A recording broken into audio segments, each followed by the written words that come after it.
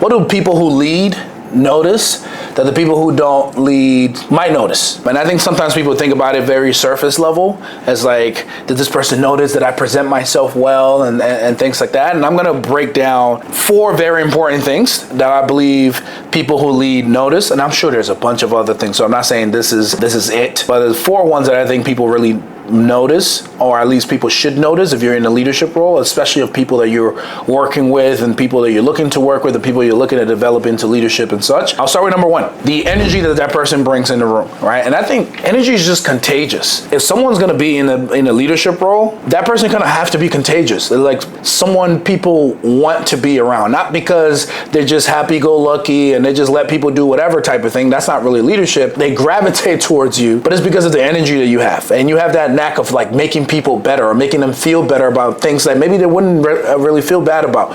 Every one of us have that friend, or you are that friend that people love bringing you to parties because you're just excited, right? It's not like, oh, because you go there and you're just excited. People love being around you. And I think that energy that someone has in the room is definitely something that you should notice as a leader, or you should notice as a leadership quality in people that you're looking for. Number 2, effort versus results. I think if you're maybe new at leadership or you're not that good at leadership, it's like you're always trying to like show results. Like, hey, like look what I've done. Look what this.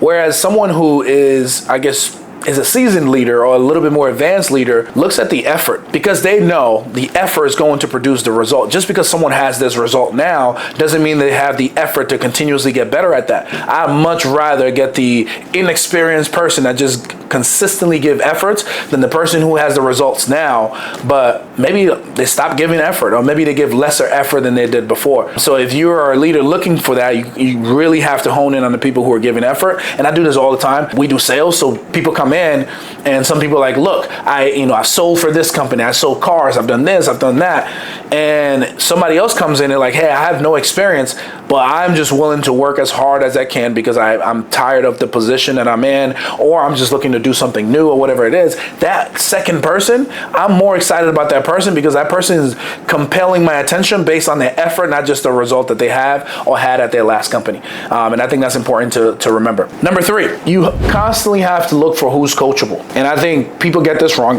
myself included as well.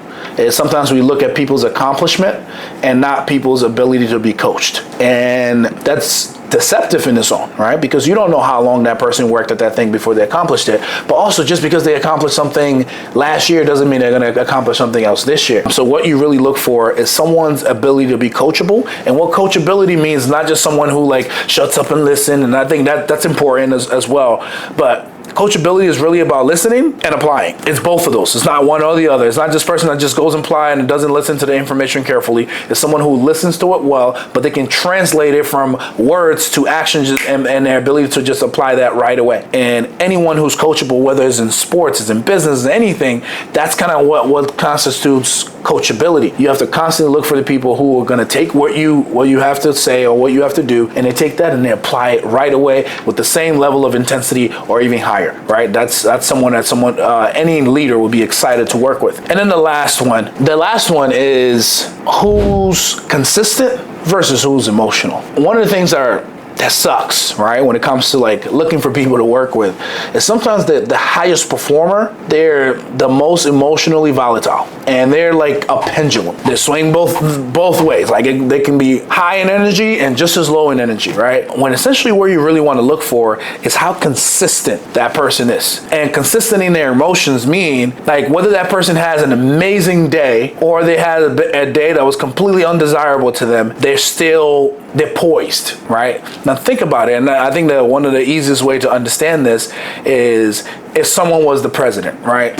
Which presidents are regarded as some of the the leaders and the biggest leaders in the country and stuff like that. But think about it. If something went wrong in the country, outside of the country, some threat to our domestic safety or whatever it is, and the president just got on TV and the cameras was around and the president completely freaks out, how do you think the rest of the country is going to react, right? And I think when you're in a leadership role, you're training someone for a leadership role, you have to take that into account. That person can't just be very reactive. Every emotion that they have, they just can't react to that, because that's going to deter people. Then people are going to start questioning your judgment, because remember, just because you feel it doesn't mean it's real. Feelings aren't always real. They can be real, but they're not always real. So because they're not always real, I can't just choose to just react to everything that I feel. So you want that person who's consistent and poised, and essentially they think about their decisions and put some logic into it before they actually act on it, as opposed to someone who just like, I hear this, I see this, I react to it, right? That's very, I mean, in its essence, that's very animalistic, right? Because that's what animals do. They hear something, they see something, and they react right away,